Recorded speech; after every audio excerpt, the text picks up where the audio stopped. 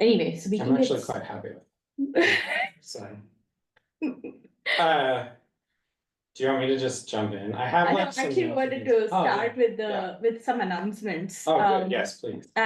So first is, this series is different from the last year. So what we're doing now is, so I've taken to heart a couple of things. One is that, last year, we were talking about how we read very, very, very serious comics, and it might be nice to read some fun mainstream stuff too. And so we're going to do that. Sorry, we're not starting with one that is that. I was going to say, this like fun and lighthearted. So, unfortunately, I haven't followed through the first comic, but we had trouble finding a free copy of the stream. Yeah, we couldn't find Know Your Station, which is what we had wanted to do, which is kind of, but hopefully we'll read that later in the year. And actually have to pay money for it, which is sad. But there's that. The other thing is that we thought that it would be nice to have a format where somebody is leading the discussion who has like a kind of intellectual stake in the things that the comic is, or the themes that the comic is working with. So that's why Adam's going to lead this one. So in a way, it pushes us to really consider the comic seriously as a medium for thought. And also we are going to record the sessions and then maybe formalize PossumLab a little bit, and in a way to actually draw in more people, set up a website. And I was supposed to have all of that done, but we had DECRA, and we're all struggling. So by March, which is when Ella will be leading a session, and that's really, really cool. I'll talk about it towards the end. It's a comic called Chew. It's about an FDA detective who is able to solve crimes by tasting stuff. I'll talk more about it towards the end. So yeah, this is our format. We have Tim Neal reading a comic on fire in May. So hopefully we'll be able to advertise that a little bit more, send it out to some of the lists, and hopefully get a little bit more of an audience for this, and formalize it. And hopefully, as a way to start using this space and drawing in it, which is my next thing right after DECRA is sent in. All right, take it away, Adam. Okay. We might want to close the door. Close the door.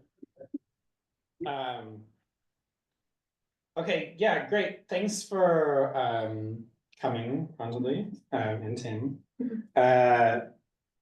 I chose this comic before I'd actually finished reading it all.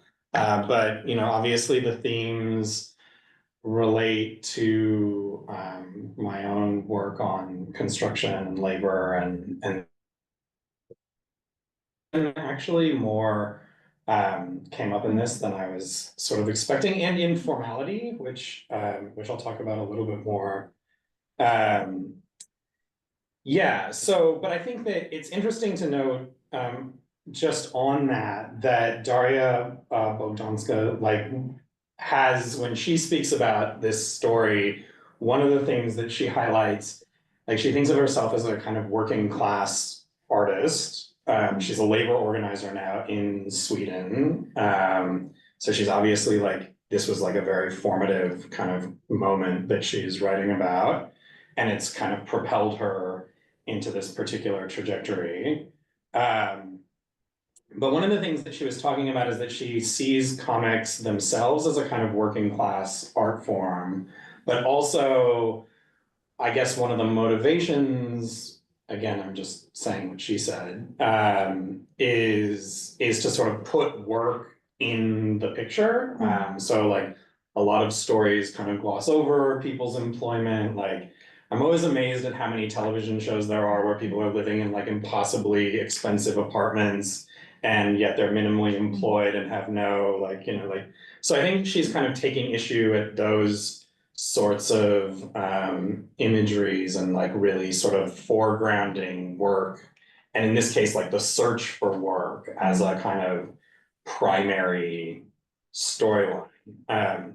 She claims that this book has a little bit about love. I might take issue with that. I think it's like quite a central feature as well. I have far less to say about that than the kind of labor stuff. But then I also actually think that something that she doesn't talk about that much either is like there's a remarkable kind of sensitivity to language in this book. She wrote it also, there's like the original, I guess, is Swedish. The first 50 pages of the Swedish version, which was published first, are in English, and then the whole thing switches to Swedish, which sort of like if you think about where page 50 is in the book, like it's part of her own transition from sort of not knowing Swedish to learning it. And of course, the language and one's capacity in different languages is like crucial to the position in the labor market as well, and the actual act of service work. Okay, so that's just a bit about. I have your PowerPoint. Up. Yeah, maybe let's pull up the PowerPoint. Can you? Yeah. Terrible at sharing. It's gonna be back in a second, fetching some before I speak. We'll be back. Sure. Okay, we'll wait. So is that the point where it switches? Is that where they change font? So the English version, they do that, there's a little note that says. Yeah. But that's even page 14. Yeah, no, the font is a different thing. I think this is like her sort of capacity in the language, I guess. Like Okay. yeah, but I have notes about the font stuff. But the font in the original language is separate. So Yeah. Even in the original one, it's in Swedish, there's a different font. I think so, yeah, that's my understanding, is that the representation of language in the narrative and the language used to write the narrative are two So separate. it's not, yeah, it's not as straightforward as here is English, here is Swedish. Yeah, Here is- yeah. okay. Yeah, and I think actually, yeah, we should, I'll I'm back, by the way. okay. So now you can see all the cool, these are like, unfortunately, this PowerPoint was a little bit rushed, and PowerPoints aren't really my forte anyway. But there you can see there's a little color version of the cover. So this is this photo on the sort of top right, as I look at it, the screen anyway, is Daria Bogdanska in her cool leather jacket and awesome pins and things. As Ella, who unfortunately couldn't be here today, was pointing out to me, this comic, more so than a lot of the other comics that we've read, is like remarkably focused on fashion and attire. Like everybody's piercings are visible, everybody's jackets and like cool stuff. And I think as I was thinking about like why that might be and kind of looking just at the comic in general, it really reproduces this like, and obviously, as you can see from this photo of the author, like she's very much in the punk scene, and the comic itself is like sort of about the scene in Sweden. So this is just like, you know, the punk scene was a very important part of my own high school experience, but I imagine you've had different experiences. So this is sort of what it looks like. And then this image on the bottom right is kind of just to give you a little feel of like the zine aesthetic. One of the important things to note about is that like the idea is to make it look like it was sort of cut and pasted back together from a bunch of different things. So you're not trying to like make a kind of fancy finished thing. You want it to look like out of place and mismatched and a little bit jiggly and kind of like it was made in someone's basement, which indeed they often are. But that, like, even if you look at this, I have page 20, but if you take any page almost, 21 is actually better. Like, you'll note that, and I was just talking to Chitra about this, like the inking is completely different than a lot of the images, hold a it lot up. of the comics that we've seen. Can you see? Wait. Yeah, I will hold it I up. have the thing open in my, yeah, let me know the Okay. page, I'll just flip it to that. Sure, okay. So like especially where there's lots of dark, Mm. you can see that it's not completely, the lines are actually quite messy in some ways. So it looks as though someone was actually like kind of brushing or painting or inking the piece, but like it's not finished, right? Like they're little light bits. That's actually a dry brush technique, and it's Okay. meant to have that kind of Yeah.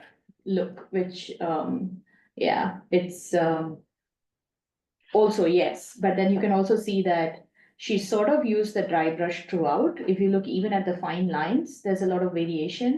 So what she's used is something like a feud or a dip brush, pen. Okay. She hasn't used a hard instrument like probably the kind that it was used to draw the borders of, say, Persepolis or Kate Beaton's Yeah. work. Even if we The look at brush? Kate, So What like here's informs, Persepolis. What's that? sorry, what informs the choice of the brush when an artist is conceiving upon it and thinking about how to depict on page? Sorry, can you repeat that question? informs? What informs? Well, in terms of production, when people are using black and white, it's largely because the thing can be reproduced quite cheaply. So it's just you're basically printing black. Then you're sort of looking for a lot of times what people will do, especially in something like Persepolis, is once even that uses a brush. You can tell from the line variation that it's using a brush. It's not using a hard pen like Kate Beaton's work. With that, it's got to do a lot with, and you can see in Kate Beaton's work where, especially the borders, they're all even lines. Whereas with a brush, you get a lot of variation. Like even if you look at the texture of the clouds and stuff, the lines are fairly even. So it might even be a stylus, a pressure sensitive stylus. So a lot of that has to do with actually your muscle memory in choosing, say, black, what black to go with. First, you'll go with black because it's easier to produce. Two, when in deciding, it's really about training.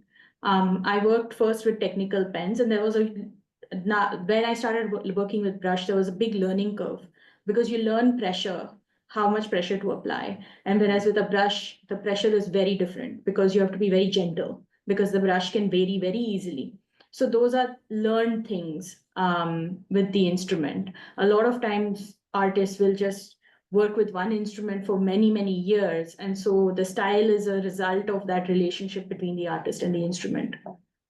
But I think it's like quite interesting that in this case, like the brush work actually like reproduces that kind of like zine aesthetic. Whereas like, in Persepolis, like the line, there's not quite the same sort of like, I don't know, not messiness is maybe not the right word, but like it's not so much a zine. It looks much more finished. The borders are like kind of straighter and everything's a bit.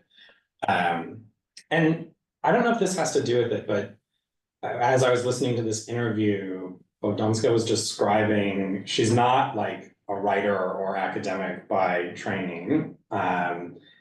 And she said that she sat down and tried to write out the whole script to this story, and then was like so kind of frustrated with it that she just threw it out. And this version is actually like her drawing and writing kind of at the same time, which again, like it sort of looks kind of like that. Like I was like, oh yeah, I can imagine like it sort of has a sort of like sketching in your notebook kind of quality. What I find really fascinating is the amount of text she's managed to pack into a page. In a lot of pages, it's very text heavy, but somehow just by the way she's placed it, like just the placement of the bubbles, and the way she's framed it, it doesn't feel text. It's not like making you tired to read it. There is a kind of quality of flow that she's sort of very easily masterful at, and I kind of want to understand it a bit more, because when we're making research-based comics, we end up having a lot of text on page, and to deal with to get that effortless quality, I think requires a little bit of study. I'm kind of jealous that it comes to her so naturally that she's like able to just do it on the page. Yeah, no, that's interesting. Well, I think that it speaks to the kind of, like the other reason that I had, just so we can finish this PowerPoint, the other reason that I wanted to, obviously, Pranjali, I think you were here for ducks, right? Yeah, okay. So everybody's read at least a bit of ducks. So you know that like it's also a comic about work and kind of stuff as well. But it's very, very different, both in the kind of style at the sort of technical level, but then also like, you know, I thought the reason I picked this one on the right here, this sequence is like, there's lots of that kind of like big drawn out space, whereas Wage Slaves is actually kind of, I mean, you know, you get some scene setting, but a lot of the images are like pretty close either on a conversation or the background is like shop fronts that are kind of right behind you, and or it's like, you know, the inside of a restaurant or whatever. And I think that actually sort of part of it is her style. Like this is obviously, it's a story that's kind of very focused on her character, and it has the kind of like autobiographical, like more so than Beaton's work even, I think. But it also reflects, I think, the kind of like cramped and close interpersonal nature of service work, as opposed to like mining work, which is all about like landscapes and, you know, you're out in this kind of nowhere space. Whereas instead, like all of this is happening in like what is, I've looked at the photos now on Google Maps, it's like quite a cool part of Malmo, which is quite a cool part of a cool country or whatever. But like, you know, it's all like very hip and there's like shops everywhere. And yet there's a kind of like, oppressive almost nature to some of the kind of drawing, especially when we get into the like the restaurant shots are, I think, where I should have marked them, but you know, like so I'm on 34 now. You start to get a sense of like the contrast between the backstage where like the kitchen is always drawn with these like cracks and like things in the kind of ceiling, and it looks a little like funky, and then the outside, so if you go to 35, like you see the front, which is still kind of cramped down spatially, but like obviously looks quite different to the back of the kitchen. So I thought that was kind of interesting as a sort of visual representation of the service work kind of experience. And it's also, I mean, she gets into this as well with this kind of micro politics of like learning to take cigarette breaks. I don't know how far everybody got, but like, and like long bathroom breaks and like all of this kind of stuff. But even then also the kind of, her depictions of sort of being embarrassed to talk about wages, right? When she tries to like this is on 36 actually, the conversation about sort of, she's trying to get this Sanad guy to sort of speak about like tell her how much she's gonna make, and he's kind of avoiding it. And then all of the anxiety around like what it means to organize and everything, like that's a kind of part of the story of work politics that I think doesn't often get written about, and is kind of enabled through this tight following of the person, kind of. Sorry, this is much more lecture-y than I thought it would be. I don't really have, I should have written out like questions. And the other thing, but I'll just say I have 2 more points and then I'll stop talking. No, this is fantastic. It's making me think about all of this stuff. Exactly. Perfect. And So the thing is, you know, all of these were in the background. Like when I was reading, I had these thoughts, but now that you're saying out loud, I'm able to piece them together and make sense. So please, this works. Okay. So, yeah. Good. Well, yeah, I guess as long as like, so the reason I brought up informality at the very beginning is because I think that,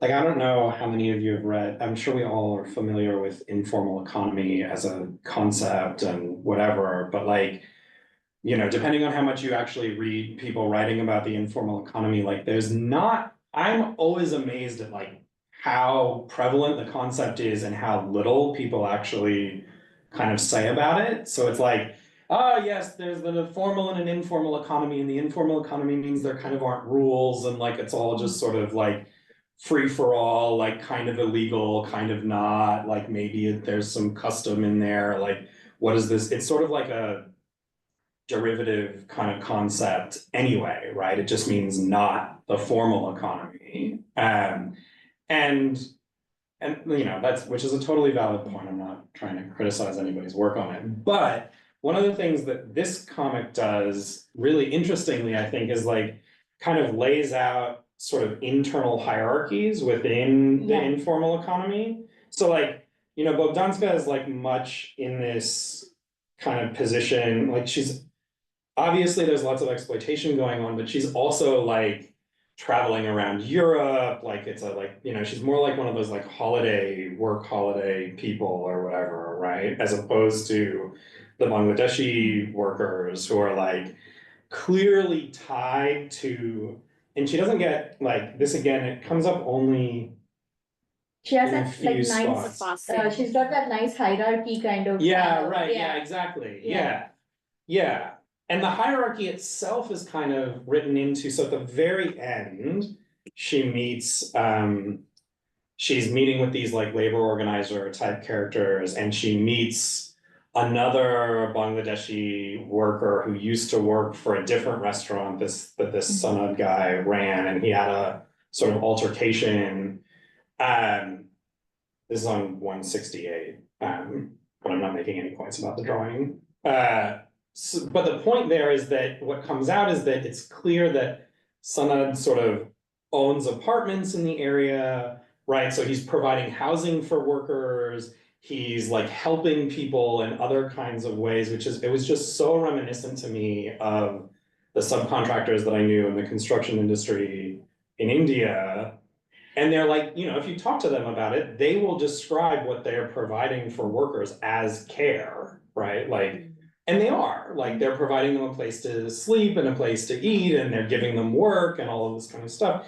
And yet, like, those forms of dependency look quite different than the other forms of interdependence that Bogdanska relies on, right? Like the friend who knows people, right? This Mendy kind of character that she meets at the very beginning, who's like also providing her work in kind of, you know, in what might be a parallel way, but obviously the politics around it are completely different. It doesn't seem to produce the same kinds of hierarchy and dependence and kind of being like locked in as those that are kind of promoted by this Sanad character. So it's interesting then in the sense that it's sort of nuancing our picture of what the informal economy looks like. And it also makes this really important point about the ways in which even like Sweden is kind of famous for a highly formalized, equitable kind of labor market. And yet, right, the rules that kind of section that off are what produces like this kind of underbelly in some way. So you can see like, you know, not having the number forces Bogdanska to have to kind of fake it, and like she, you know, like impersonates somebody or whatever to get the one job, and she's taking these kind of positions because she can't get that number in a weird catch-22. So I thought those kinds of things were actually like really interesting, and you know, and sort of aren't focused on enough in the kind of academic literature around the informal economy, that like it's often written about as one thing, even when like anthropologists are very good at making arguments about the kind of social structuring of it, but like we don't often get a story about the various ways in which you can be placed in the informal economy.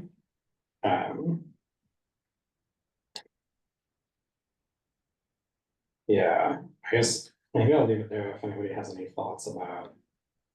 Yeah, Tim, do you wanna jump in?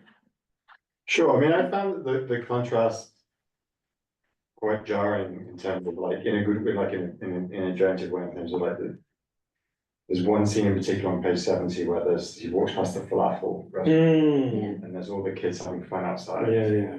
She's like, I think you get the impression that she used to locate herself as being one of those kids having fun, and now she's like, no, I'm the falafel guy. Yeah. And I guess that was also, I mean, this was also something that resonated with my own experience working in Nando's. Like there was, so I worked in Nando's when I was like 18, but there was like and this was the moment where the common border policy would have opened up to Poland.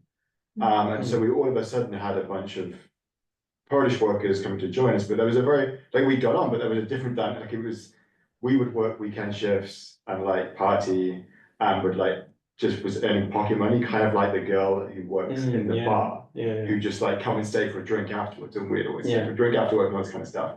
Like this was like pocket money and a bit of fun versus like, this is someone working the same job. And the way in which like that very, like quite stark class and like race divide between people who were doing the same job, I thought was quite nicely kind of drawn out in this, as partly because I feel like the authors themselves, like realizing it as they kind of totally as they describe it to you. And I didn't read the second half, but I also was kind of interested in how she becomes distanced from, it's no good. Her distancing from this Eric guy, who's Eric? Yeah. She used to the beginning, like that conversation she has with him, where it's, I'll just go to the union, also really struck me as like, this is that division becoming like more and more apparent in terms of like that, I don't know, comfortable background where like if I got in trouble at Nando's, I probably would have gone to a union. Whereas if that happened to someone who's obviously not documented, then that has a very different. So the kind of naivety as well. But like this is something she becomes very aware of and something that people are completely oblivious to. And I think she captures that quite well, not just in that, also the place for the restaurant scenes where like the expectations, the lack of empathy, the what they call customers have towards her when she doesn't speak good English, or like when she doesn't, and when they just kind of even then just ignore her. Like even I have vivid memories of customers ignoring me when I take plates, and it like drives me mad. And I can help you do something. Like you can say fucking thank you, but like obviously that has a different dynamic when you're like in the position she is in. So I thought she really like brought to the fore not just the difference, the kind of social divides, but the way in which those are very apparent to her as she enters that world and remain but invisible to the people that even she was quite close friends with, like in the like Eric and stuff. No, that's super interesting. I miss Nando's. You miss that. It was a great job. Sorry. I've never been to a Nando's. I don't either. We'll have a PossumLab field trip maybe. To Nando's. Yeah, I don't know where that's one, but just to talk about the formal qualities of this thing. One of the things that, because when you said fashion, a lot of stuff clicked into place for me, is that she treats her body with a kind of deliberate irreverence on page. Like if you look at, she's in her underwear or she's on the mattress, and only when you presented that punk scene slide to me, then I was like, okay, now it clicks into place. There is also a body politic. Kind of representing the body or what the body represents. So even when she doesn't have clothes on, there is this, and there's a very nice way in which her body is contorting across panels. It happens. Especially in moments where she's describing her life in that little room, or like that underwear one. I think it was on 21. You showed it. Oh, yeah, 21 probably. No, it was after the 21. You showed it after. Yeah. Sorry, I read it like 2 weeks back, so I'm completely Is it lost. 25? There's one on 25.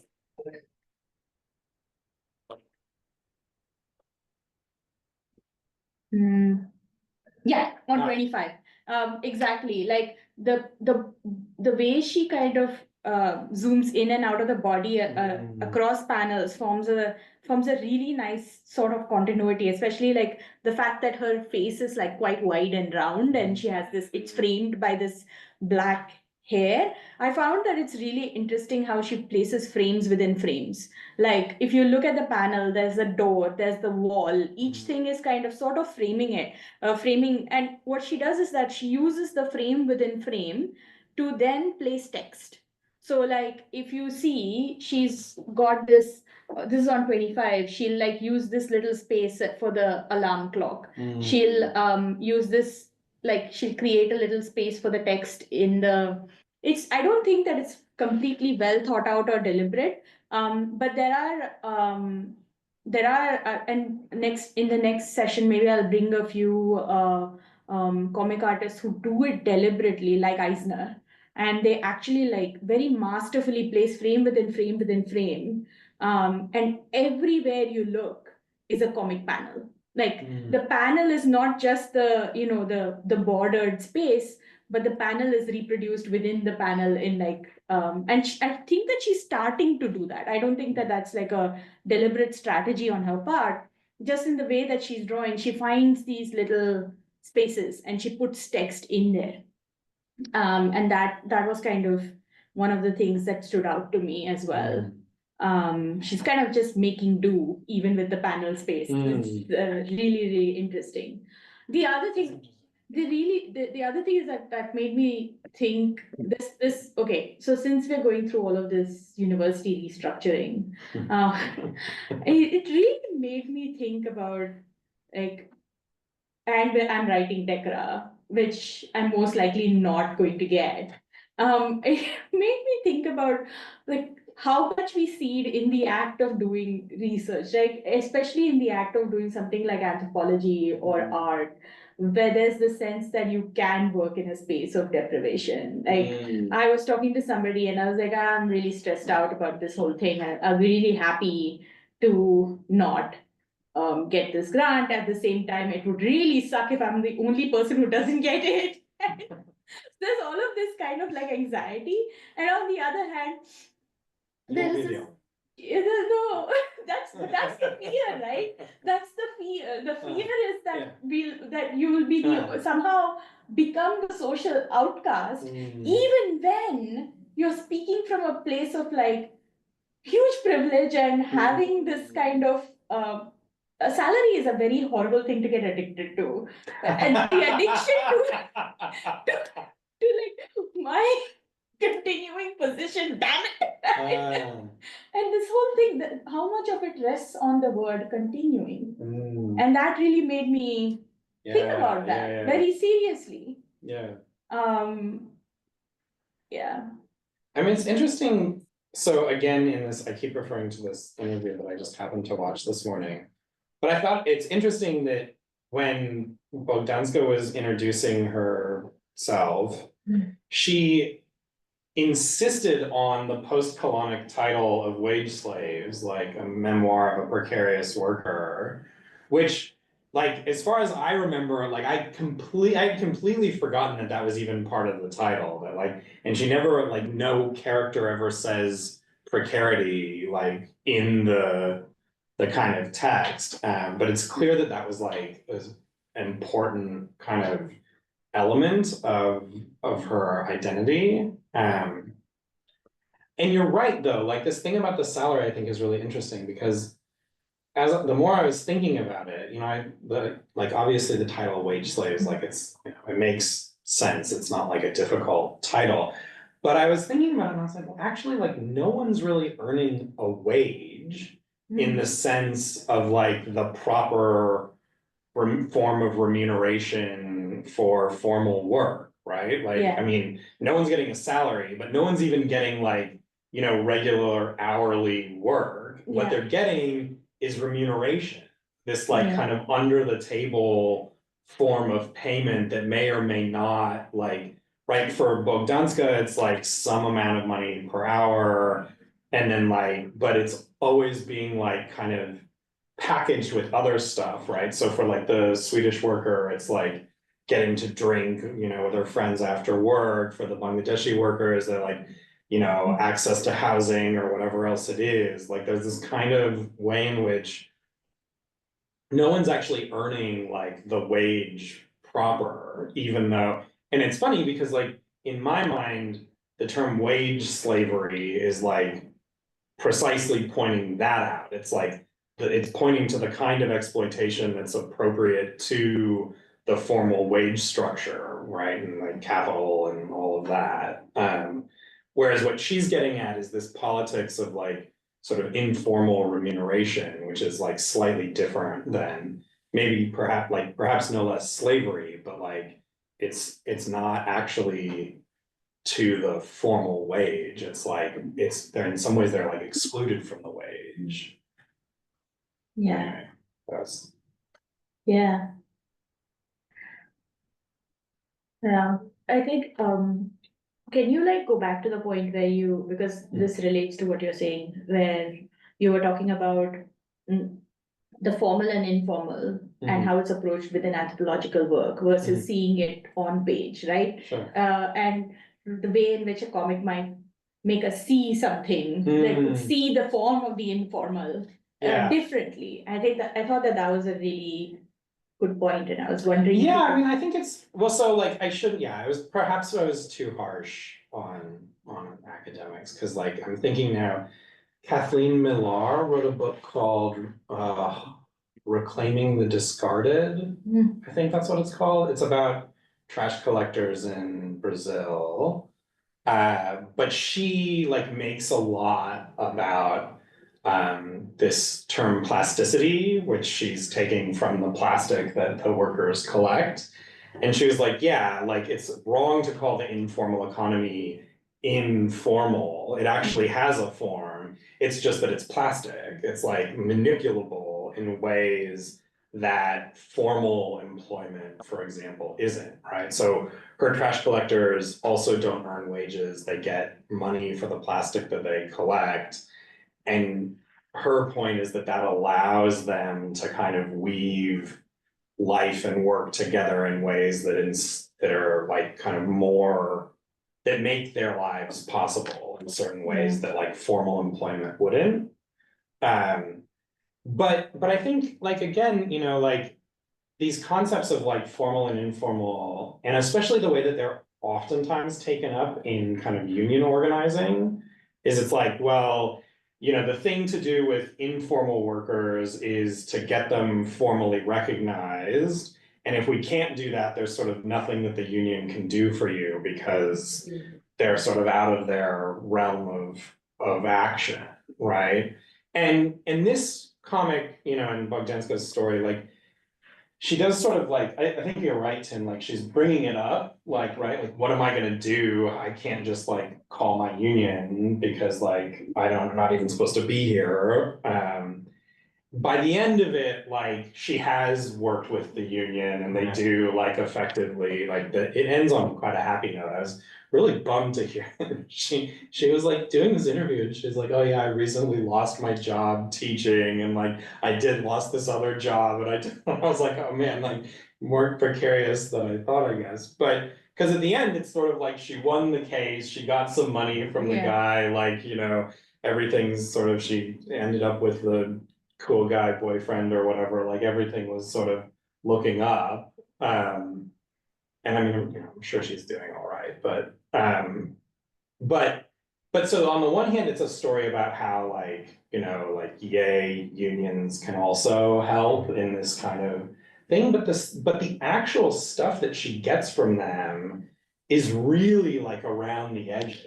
Like she has more meetings with union officials who are kind of like, you know, there's not really that much we can do for you. Like you have to kind of do X, Y, and Z. And it's like she ends up working with like kind of more of a journalist character who's like, you know, collect information and kind of like expose this as like, and that'll kind of put the fear of the law into the employer, which it does in the end.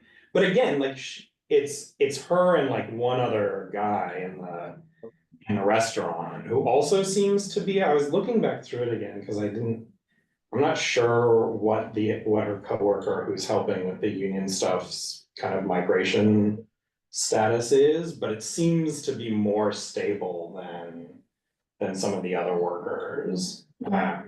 So there's like an interesting kind of play there. But, and I just wanted to mention, because I think you see that reflected in her attention to language, which I think actually I'd extend to this, because we were on 25, and Chitra, you were making this point about like the space for text. Like, but this panel that you pointed to, right? Like, this is her thinking. Yeah. Right? So she's sort of like not used the speech bubble, right? And which like indicates that it's some kind of thought or like not language, spoken language that's happening. But then I started looking like, so if you look at 24, there's this panel, she's on her phone, and the jagged edge of the kind of speech bubble indicates that this is perhaps a message From the speaker. coming from the phone. Yeah, right. Like, and she does that again for when she gets phone calls. But then also, so on 23, she uses these dashed speech bubbles To indicate whisper. Exactly. Yeah. Yeah. And so there's this kind of like attention to, and then you'll notice like on, I don't think it's worth flipping to necessarily, but on somewhere else, 46, like song lyrics when they're at shows and stuff, like are written in cursive. And so there's this whole kind of like different ways of writing that she uses, in addition to the sort of handwriting for English versus the kind of straight line for Swedish, like that indicates other kind of qualities of language. And I thought this really stood out to me. Oh, I didn't put the page number, that was stupid. Oh no, wait, 32, I think. Yeah, right. So she's in the restaurant, it's really busy. And I actually kind of love this page because like in the back, right, there's all the like Bengali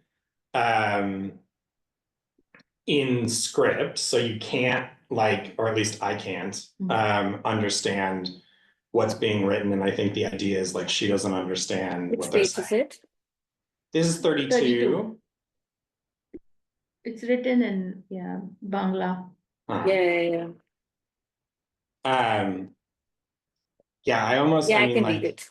oh, okay. Okay. I was gonna ask because I was like, oh, like I'm sure that it is. Like, I wonder if she So, actually bothered One to of the get it. guys, the guy with the pan on the stuff, he is asking, is this chicken or beef? So the other guy who has a naan in his hand is like,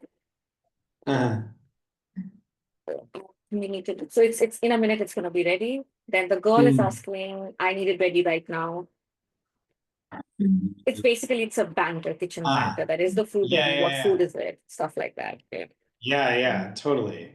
But I think it's actually cool because then if you look down at the bottom panels, when she's like talking to this customer, and it's all just like vowels with umlaut. It's like you're like, oh yeah, that would kind of like it captures something of the experiential quality of like not understand, like, you know, it's like all you hear is like the weird noises and like, you know, you can't actually put any kind of thing together. But what I like about that is it's actually quite situational, especially with the Swedish, in the sense that like there are other moments where she's using the straight like English to denote that people are speaking in Swedish, but it's understood. And this like super stressful moment where you would imagine you might forget a second or third or however many language, right, that you just are in the process of learning, like plays up the kind of, so the opacity versus like understandability of language is also being kind of represented here as well. So that's if I can jump in there. Yeah. A couple of things are sort of like she's using from like just the language of comics. Like the whisper is a very standard, like you put it in or like the phone, the jagged, like it's coming from a speaker or a radio. So she's actually borrowing it from, so that's like a kind of way of showing those sounds in comics. So there's a tradition of that. But a lot of comic artists also play with that, and she is doing. Like for instance, I picked this. This is Arkham Asylum. It's a Batman comic. It's completely, it's nuts. It's written by Grant Morrison and illustrated by Dave McKean. And though he is not credited, the typographer is, where is he? Lettered by Gaspar Saladino. And what he does is that for each character has a different type. So you may not see the character on page, but you will see, you will know who's talking from the type. And so typography, there is this really beautiful play with typography in comics that, and so for instance, the one of the characters, the Riddler, right? Not the Riddler, the Two-Face. Two-Face is called Two-Face because he flips a coin for every. He can't work without the coin. And so what the Joker does, the Joker who's the supervillain, he does is he replaces the Riddler's coin with a set of tarot cards. So the Riddler is speaking in tarot instead of the coins, and going even more crazy because now suddenly the field of possibilities has multiplied. So I mean, it's a very violent and trippy comic. It's really horror, but the stuff they do with typography is just insane. Especially in establishing voice and character. And the best is Killer Croc, who doesn't write. He just, so it's like even the boundary between writing and drawing. It's really nice. There's Croc's signature, which is essentially a crocodile. I awesome. wanted to just, I mean, what we've been talking about, I've been thinking about all of these, but I was just looking at some of the panels and I was thinking about if you can just pick up like one little panel and there's so much to talk about. You can do like deep dive analysis, or it's a commentary of what happens. And these are just like random thoughts that I'm thinking out loud. So for example, the same page, page 32, where we have the kitchen scene and she's holding a plate with those 3 dishes. To be honest, when an Indian restaurant brings out the food, even I don't know what they're serving me because they all look the same. The way they make the same kind. It's almost like a commentary of how you're sort of, in a way, like fooling people who don't know the differences between all the intricate dishes, but preparing the same sauce for everything and just replacing it with the meat or whatever you're adding. So that was one I found very interesting. It was a little chuckle that I had to myself. Yes, I didn't notice that. That's awesome. Yeah, I mean, if you think about it, I mean, the confusion is not just of hers, but also of the customers, probably. Like, wait, which is what, Yeah. So, and if you notice the scene where the kitchen staff are talking to each other, so there you have, like, even though it's a foreign language to her, but you have it sort of, because it's a conversation amongst them. So it's pretty much like written what they're talking about.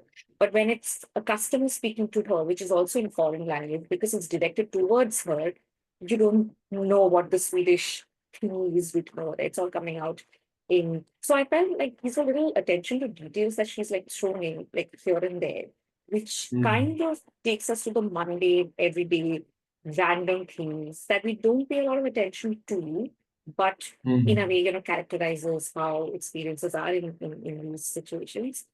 And also the fact that another thing that's very common is that because like under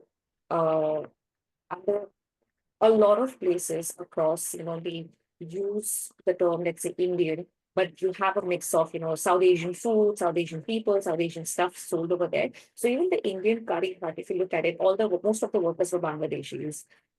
Even I think there was another Pakistani guy with some other Indian. So I thought so. This happens in Britain. I don't know about it, but the places that I lived in, the Indian would be like this big branch used, but you have like everybody working in a suit. Even that, although she doesn't say it out explicitly, that comes out. So if you're familiar with this sort of a background, you know what all of these entail. And like I was saying, like these are like just little Easter eggs or little things that people familiar with the setting might know or might think about it.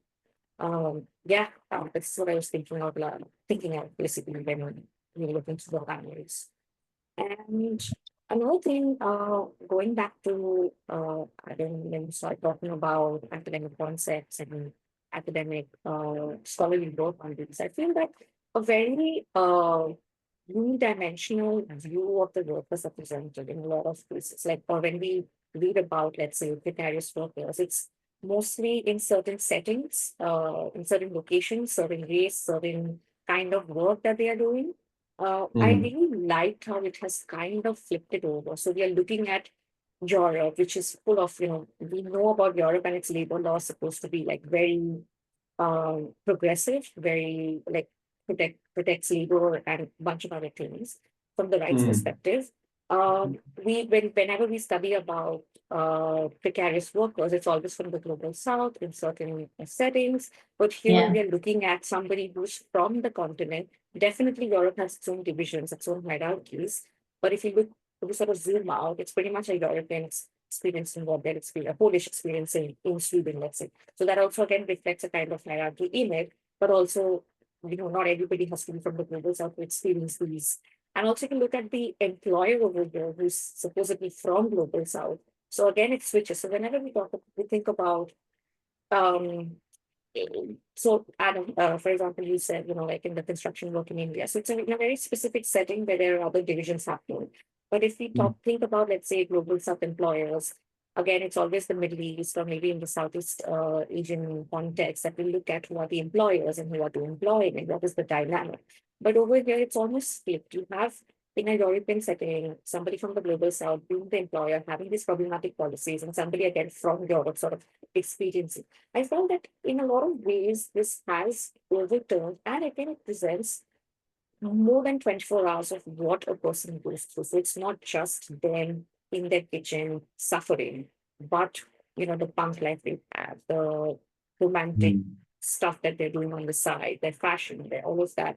So I felt that it really flipped uh, a lot of these narratives that uh, we are familiar with in a manner that is accessible, that gives a different picture to how it is.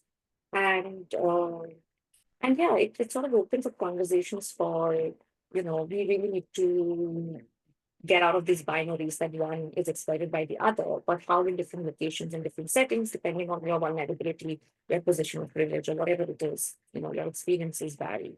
So I thought that Mm. really came through, and maybe something, and this can actually very well be taught with academic work, which looks at Yeah. looks at like, Mm. Yeah. certain Um, angles. Yeah, Yeah. I was furiously Googling before because I was trying to recall a paper, and it was actually Daniela Gandolfo's Formal and Informal, and she talks about like the form, the very question of form, and she's reading it through Badai. And what I like about what Gandolfo says is that even the formal just loses form. And here you see that all the time. She's trying to apply for something, and she realizes that she needs this other thing to apply Exactly. for the thing, but then she needs So it's frustrating. completely even the formal is completely Kafkaesque and without like it's similarly absurd. So I really like that you drew that attention to the flipping that's happening. That it's the global north and you expect this, but then it just dissembles. Yeah. Dissembles. Yeah, I mean, also even the union work that you were talking about earlier, unions kept pushing her to, formalize, get people on. You can't do all of this. Like, there are these. I mean, there were a lot of frustrations packed in the in the comic as well. So the paperwork, the letter from the taxpayers, then how the Mm. union was always pushing her to, and I understand why the union was asking her to do that. But if you look at somebody who is in that particular position, it's not easy, and so it sort of exposed a lot of these red tapeism, of course, but also um, how it's very convenient to say just go to the union, they're going to take care of you. That doesn't Mm. happen. Like there's a lot of background work that has to be put in. And the fact that Daria was also able to do, because again, she put in that effort and she did not have the ties as, let's say, the other workers had to their employer. We discussed about this earlier. And maybe these are not explicitly mentioned, and because we are discussing it's coming out, but probably a little panel could have, which talked about this politics of who you are, where you are, and what your ties are, sort of determines determine whatever the word is, how it sort of, plays out for what the outcome of a situation is. So that is what I was thinking while reading this. But then again, it's her story, so she gets to decide what she wants to reflect on and the POV that she wants to give us. Yeah. I have that's a really good point, Pranjali, I thought, about the kind of the way that, like, and I think like you articulated, so when I was picking this book, I also read, I forget the name of it, but it's like it's a comic that's getting a bit of kind of attention because it's written by a sort of labor historian, and it's about like the history of union organizing in Australia.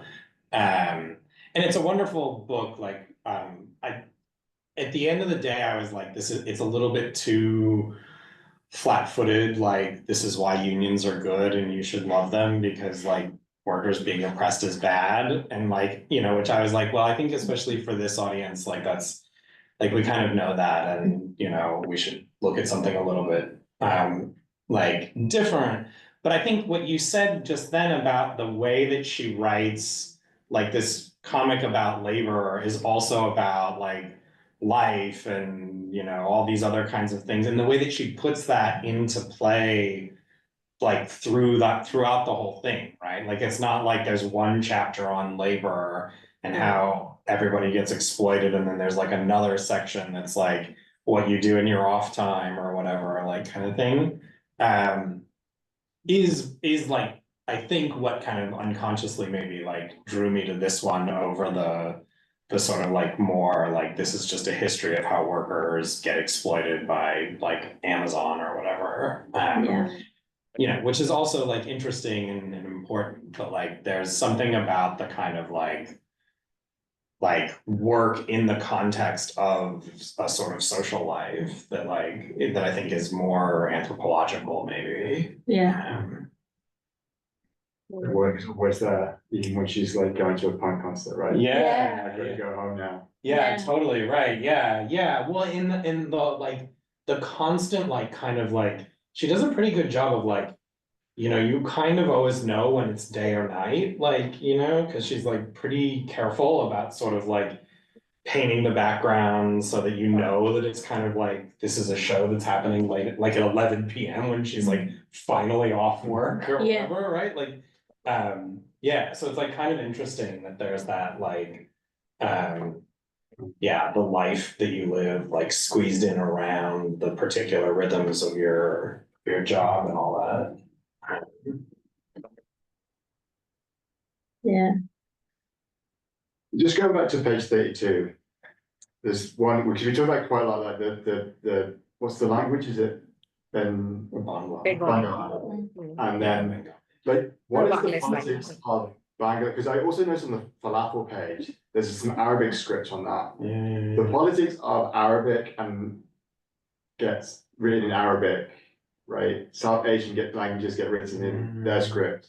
When it's European, when it's a global North language, it's just random letters. I mean, there's something about that feels kind of problematic as well, right? The fact that like I can't write Swedish here because you might actually understand it, so you wouldn't get the gist. But obviously, my readers won't read this language; it will look like gibberish, right? Because I mean, so I guess like if you read this script, you get a different experience to the one that she's intending to give you, because she's assumed none of my readers can read that, which is in itself kind of.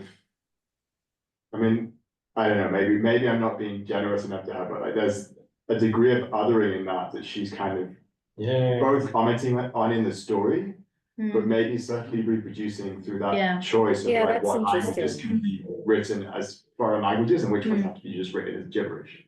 Yeah. Yeah, that's quite interesting because I didn't have that experience because I understand what is being written over here. So, I think that's quite interesting. Yeah. I don't know, but I was pleasantly surprised. I was like, what? What are we talking about? It's also interesting that they just wrote a standard conversation. Like Yeah. it could have been an opportunity to like send an oblique message to someone that could read it. Where like I can imagine if I like wrote like I don't know like a sentence of Chinese on a comic book, I would write something. I wouldn't write a conversation you have in a kitchen. I'd write like a dick joke or something. I don't know.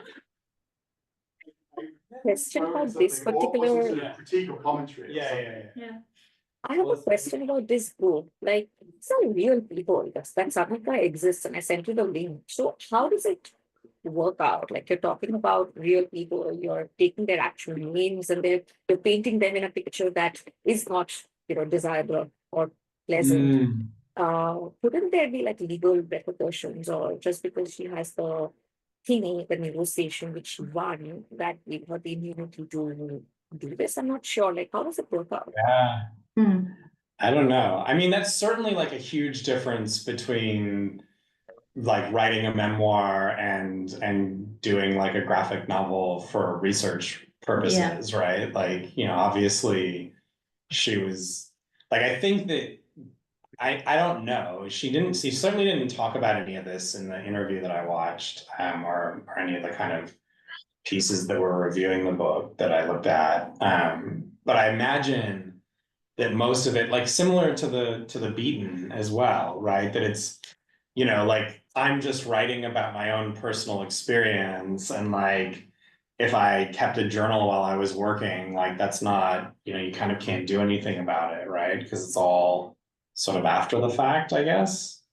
But even within anthropology, I feel there's some grayishness here, right? Because there's like including the discussion with like the other waitress who gets paid less than her for doing the same job because she's South Asian.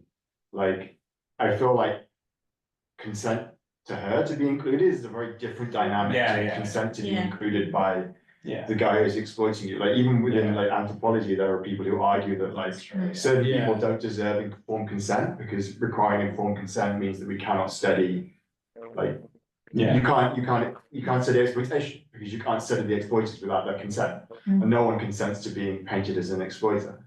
Right. That's important.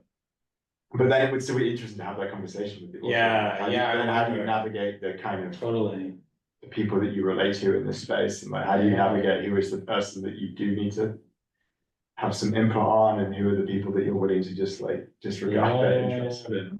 I think I found an email address for her. Maybe I can. Did you do IRB? Yeah. No, I mean it is really interesting. Well, then it's also like kind of like obviously what is clear is that she thinks of this book as like part of, or at least a platform for continued kind of political organizing around like these kinds of labor issues, right? Which she now does kind of professionally, it seems.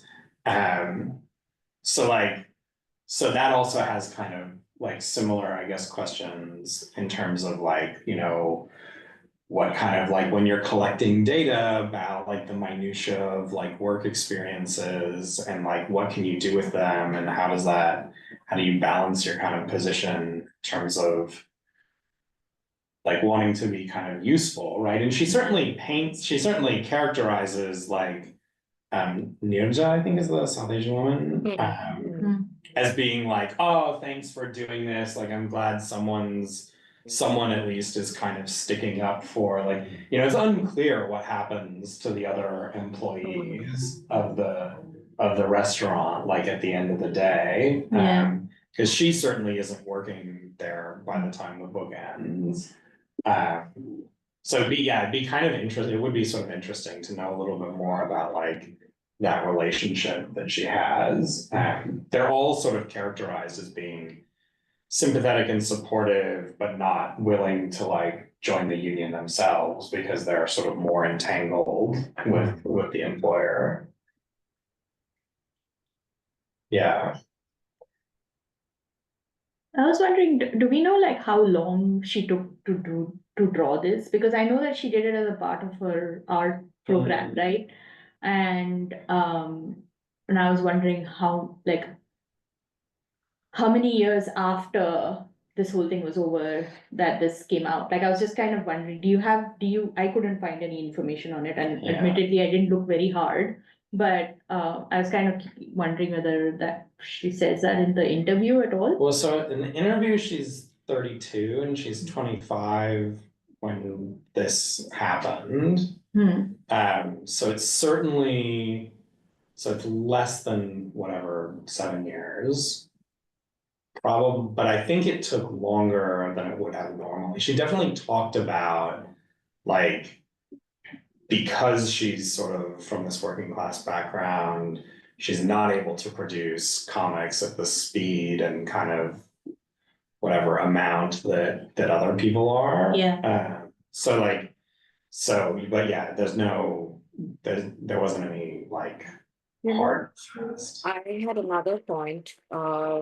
I'm not sure how it is, but definitely I know in India, if you're coming from working class, you can't even imagine joining an art school and doing comics as your full-time work. So that again adds another layer of the conversation that we were having earlier of how when we look at where you are, what's your location, what's your background, all of that take into consideration. Just it seems very jarring for me, considering my background, that somebody who's coming from a working class background thinks that producing comics is, joining an art school is the best returns of your investment. I mean, it's a very crude way to put it, but I don't know, is this something that stood out, or you thought probably, yeah, sure, it's very common. It's not something to think about. I don't know, I just found it very strange. I mean, good for her, good for us, because we're able to learn all of this. But just the thought that went into the decision making, because she explained somewhere that she quit school and she ran away from our house and she was doing XYZ things, but then decided to go back to school because I think this was her passion or something she wanted to be better at. But yeah, I don't know, like just it's really strange to think about this as a choice.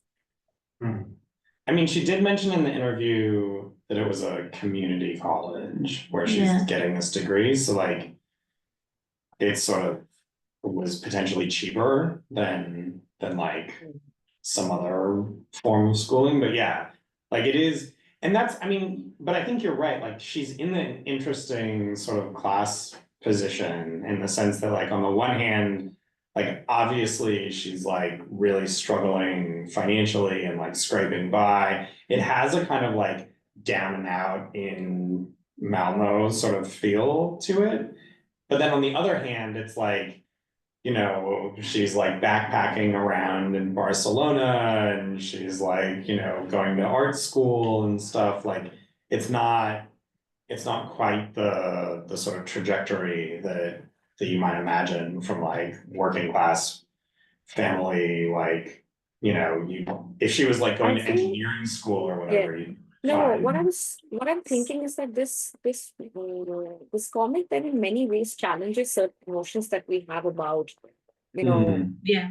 people, about locations, about positions, about identities, about work, everything. So what I just said is again, her trajectory again challenges this notion of if you're coming from a certain background and if you want to achieve, let's say, some sort of financial cushion or just make it even, there are certain path or trajectories that people would think is the most logical way of doing it, but that may not be the case, and whatever the reason is.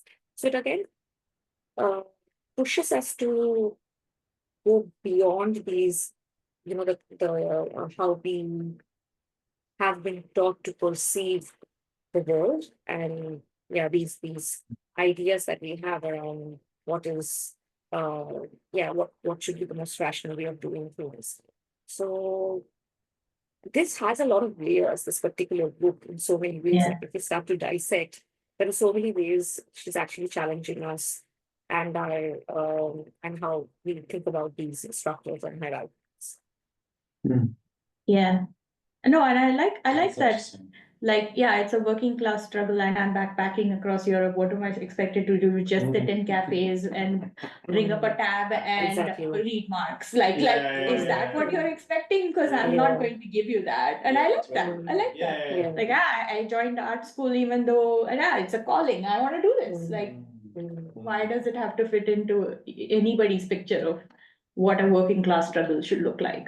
Does That's she talk about the comic writing in the book? It just occurred to me that the first half that I read, even though she's arrived to do this Yeah. hardest things, actually the one part of her life that isn't anywhere in the story is the fact that at this moment she's learning to draw and she's learning this way of like expressing and describing her experience, and yet that's not part of the experience that she's describing.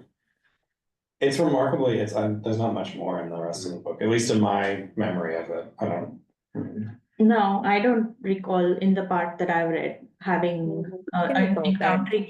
But I'm also wondering if that's because it's a part of it's written as a project for like it's first. Well, am I making this up that it's but she drew it also as a part of her.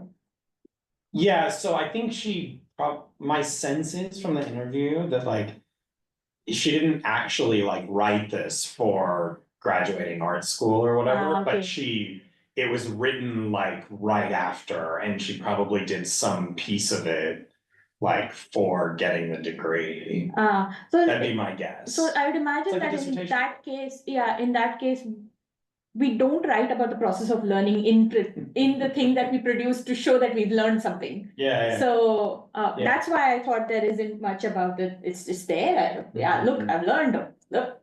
Yeah.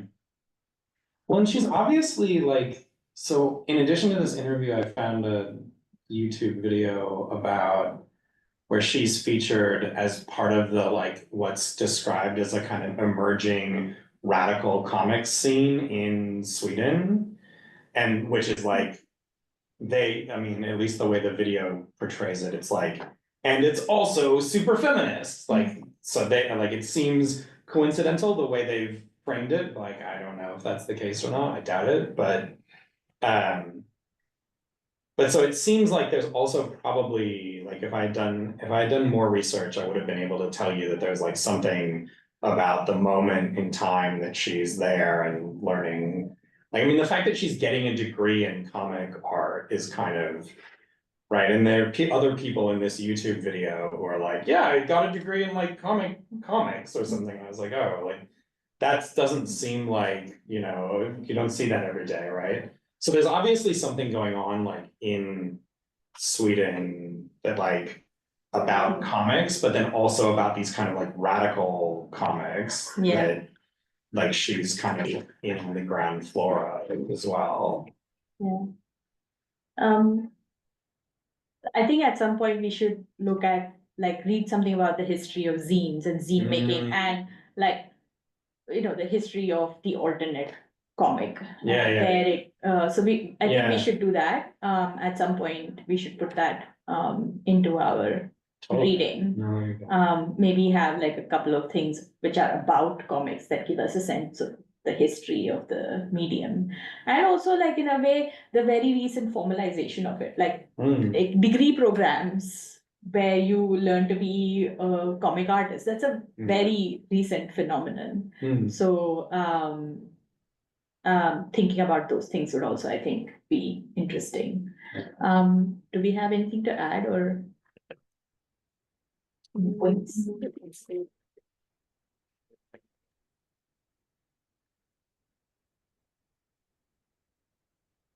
Do you have any closing? Closing remarks. No, I didn't write any closing remarks. That's perfectly fine.